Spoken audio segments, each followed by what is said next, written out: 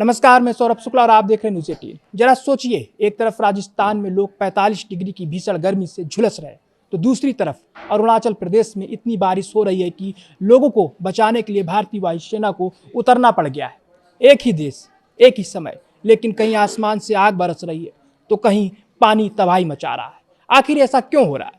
क्या भारत का मानसून बदल गया है? क्या ये सिर्फ मौसम का उतार चढ़ाव है या फिर क्लाइमेट चेंज की सबसे बड़ी चेतावनी है? भारतीय मौसम विभाग यानी आईएमडी के मुताबिक इस समय देश के करीब 20 राज्यों में भारी से बहुत भारी बारिश का अलर्ट है।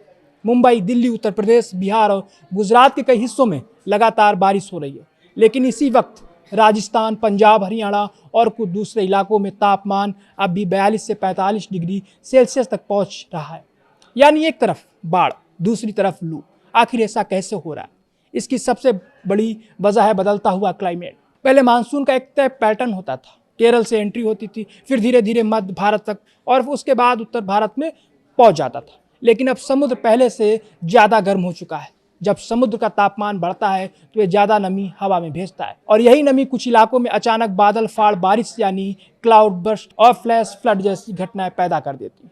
लेकिन दूसरी तरफ जहाँ ये नमी नहीं पहुँच पाती, वहाँ ज़मीन सूखती रहती है और हीट वेव लगातार बनी रहती है। यानी एक ही समय पर बाढ़ भी और सूखा भी।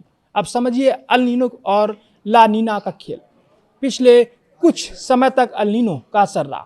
इसकी वजह से भारत में गर्मी ने कई रिकॉर्ड तोड़ दिए। अब वैज्ञानिकों का कहना है कि मौसम धीरे धीरे ला नीना की ओर बढ़ सकता है। आमतौर पर ला नीना भारत में अच्छी बारिश लेकर आता है, लेकिन समस्या वहाँ है जहाँ नीनो से ला नीनो में बदलाव हो रहा है। यही ट्रांजिशन मौसम को बेहद अस्थिर बना देता है। कहीं तेज बारिश तो कहीं भीषण गर्मी। अब सवाल है, इसका असर किस पर पड़ेगा? सबसे पहले हमारी सेहत पर।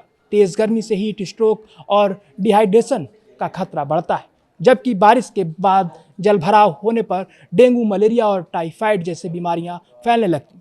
दूसरा असर खेती पर। जिन इलाकों में ज़रूरत से ज़्यादा बारिश हो रही है वहाँ खेत पानी में डूब रहे और जहाँ मानसून नहीं पहुँचा वहाँ मिट्टी में नमी खत्म हो रही। धान, मक्का और गन्ने जैसी खरीफ फसलें सबसे ज़्यादा प्रभावित हो सकती हैं। अगर यही हाल रहा तो किसानों की लागत बढ़ेगी और उत्पादन घटेगा। तीसरा असर हमारी जेब पर। जब फसल कम होगी तो सब्जियां महंगी होंगी, अनाज महंगा होगा और महंगाई सीधे आपकी रसोई तक पहुंच जाएगी। और चौथा असर हमारे शहरों पर। हर साल कुछ घंटों की बारिश में सड़क नदी बन जाती है। कहीं ट्रैफिक ठप हो जाता है, कहीं घरों में पानी भर जाता है, तो कहीं लोगों को नाव का सहारा लेना पड़ता है।